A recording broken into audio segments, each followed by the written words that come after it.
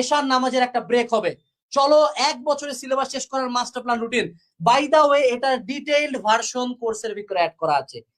আমি শুধুমাত্র জাস্ট এই রুটিনটার জন্য ভাই কোর্সে ভর্তি হইতাম। মানে এই রুটিন, এই যে আমাদের সায়েন্সের রুটিন আছে, এই যে আমাদের আর্টস কমার্সের এত সুন্দর সুন্দর রুটিন বানানো আছে, আমরা প্রিন্ট করে আনা রাখছি, যেভাবে তোমরা পরীক্ষার হলে পড়বা। পরীক্ষার হলে এটা খোলা না কেন? এই যে রুটিন পুরাটা প্রিন্ট করা আছে, এই রুটিন গুলারই দাম তো 3-4 হাজার টাকা ভাই। আমি তোমাকে এখন প্ল্যানটা দিয়ে দেই কেমনে তুমি 1 বছরে পুরা এইচএসসি লাইফের একাডেমিক থেকে অ্যাডমিশন পর্যন্ত সিলেবাস শেষ করবা। Everyone stay focus. যারা যারা লিভ নিছিলা চলে আসো, বন্ধুকে ডাক দাও। চলো প্রথমে শুরু করি। প্রথমে আমাদের প্রথম 6 মান্থ ইজ ভেরি ইম্পর্টেন্ট। প্রথম 6 মাসে আমাদের এভরি সিঙ্গেল একাডেমিক ক্লাস আমরা শেষ করব। কোর্সের মধ্যে যে একাডেমিক ক্লাসগুলো আছে এগুলা শেষ করব। ক্লাস করব ভাইয়া কখন? কোচিং প্রাইভেট অনেক আছে। আমি প্রতিদিন একটা টাইম তোমাকে বলে দিই। প্রতিদিন রাত 11টা থেকে রাত 2টা পর্যন্ত তোমার সকল বন্ধু করবে স্ক্রল। তুমি ফেসবুকে ঢুকে চ্যাটের অ্যাক্টিভ বাটন অন করে দিয়ে ওদেরকে দেখাবো ভাইয়া আমিও তো ফেসবুকে, বাট সুন্দর মতো হালকেনস্টাইন অ্যাপে ঢুকে প্রতিদিন ক্লাস করবা। ক্লাস করে প্রথম 6 মাসে একাডেমিকের প্রত্যেকটা ক্লাস শেষ করতে হবে, এবং কোন দিন কোন চ্যাপ্টার করবা সেটা একটা রুটিন বানায় ফেলবো, যে আজকে ভেক্টর লেকচার 1 to 5 কমপ্লিট হবে। দিন শেষে রুটিনের পাশে ডানে টিক অথবা নট ডান হইলে পরের দিন আবার রিপিট হবে। অর্থাৎ তুমি প্রতিদিন যেটা টার্গেট করবা সেটা যেমনও কমপ্লিট করবা, তাইলে কমপ্লিট হবে। 6 মাসের জায়গায় অথবা 6 মাস 10 দিন, 6 মাস 15 দিন লাগতে পারে। প্রথমে একাডেমিক ক্লাস করবা, তারপরে ম্যাথ সলভিং ক্লাসগুলো 2x ক্লাস সবসময় 1.5x বা 2x দিয়ে করবা, তাইলে অভ্যাস হয়ে যাবে ফিউচারের জন্য। এখন তারপরে 3 মাস আমরা তো বাংলা ইংলিশ আইসিটি পড়ি নাই, তারপরে 3 মাস আমরা পাগলের মতো বাংলা ইংলিশ আইসিটি শেষ করব। শেষ করে কমপ্লিট ডান।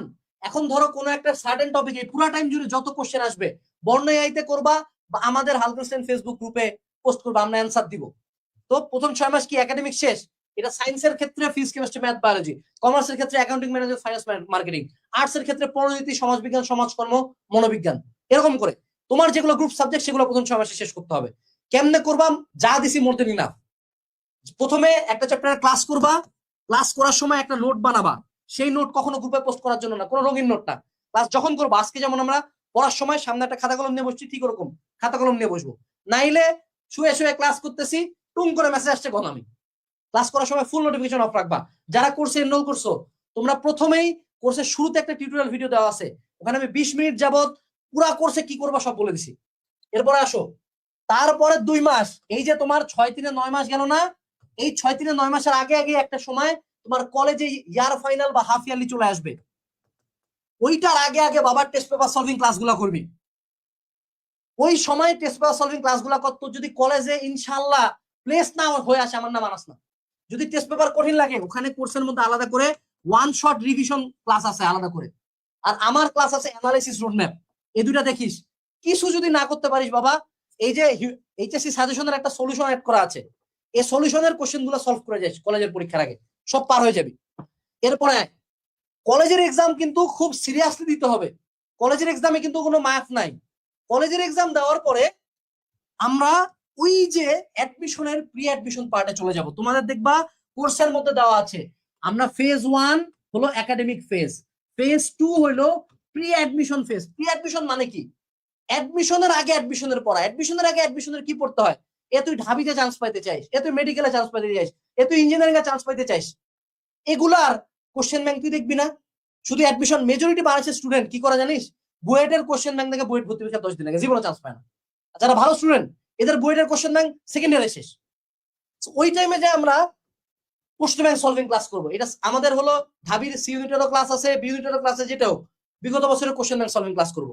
এটার জন্য আমরা সময় নেব 1 মাস। তারপরে আমরা একটা কাজ করতে পারি, যারা টু গুড স্টুডেন্টস, এবং আমি তোমাদেরকে বলবো একটা চ্যালেঞ্জ নিতে, যারা খুব ভালো স্টুডেন্ট তারা 9-10 মাসের পরে তোমার নতুন ব্যাচ, অর্থাৎ তোমাদের যে সামনের ব্যাচ অর্থাৎ এইচএসসি 27 ব্যাচ, এরা কিন্তু অ্যাডমিশনে চলে যাবে। তুমি চাইলে ওদের সাথে 1 বছর একটা অ্যাডমিশন কোচিং করতে পারো, না পারলে ওই সময় তুমি চলে যাবা হলো আমাদের রিভিশন ক্লাসে। এই যে আমরা রিভিশনে চলে গেলাম, এইচএসসি রিভিশন তখন স্টার্ট হয়ে গেল। এই রিভিশনের টাইমে তুমি করবা হলো 1 শট ক্লাসগুলা, 1 শট ক্লাস করলা, এবং তার পরবর্তীতে তুমি ফুল অ্যাডমিশনের ক্লাসগুলো দেখে নিতে পারো। চাইলে আমাদের যে রুটিনটা, আমাদের রুটিনে প্রথম থেকেই সায়েন্স আর্টস কমার্সের সবগুলা কিন্তু এ টু জেড এই রুটিনে দেওয়া আছে। কোর্সে প্রথম এনরোল করে আগে এটা প্রিন্ট করে নিবা, আগে এটা প্রিন্ট করে নিয়ে দেন পুরা প্ল্যানটা দেখবা, তারপরে আগাবা। এখন আমাদের ফার্স্ট ইয়ারের 1 বছরের সিলেবাস শেষ করার প্ল্যানটা কমপ্লিট, এবং আমরা এখন একটা নামাজের বিরতি দিব 10 মিনিট। এরপরে কিন্তু আর্টস কমার্স আছে এবং আমাদের অ্যাডমিশন পুরাটা বাকি, ভার্সিটি মেডিকেল ইঞ্জিনিয়ারিং। মনে রাখবা এইচএসসি কিছু না, অ্যাডমিশনই আসল, অ্যাডমিশন কিন্তু মেইন খেলা। ওকে, সো রানিং লাইভ চলাকালীন 1175 এনরোলমেন্ট হয়ে গেছে। এটা আমাদের হিস্ট্রি, জাস্ট লাইভ অলরেডি 2 ঘন্টা চলছে। আমরা আশা করতেছি যে এইচএসসি 28, এইচএসসি 27 কে কাটাবে। এখন তোমরা বলতে পারো যে ভাই আপনি কি নাম্বার বাড়ায় দেখাচ্ছেন। আমি এই ট্রিক্সটা তোমাদেরকে ধরাই দিছি বাবা, বাকি সবাই বাড়ালো, আমি বাড়াচ্ছি না। আমি যদি বাড়াইও যে কোনো সময় চিন্তা করবো, আনাস ভাই যদি বাড়ায় দ্যাট ইজ 10%। 1175 যদি হয়, স্টিল যদি 10% বাদ দাও, 1000 plus enrolment during the life.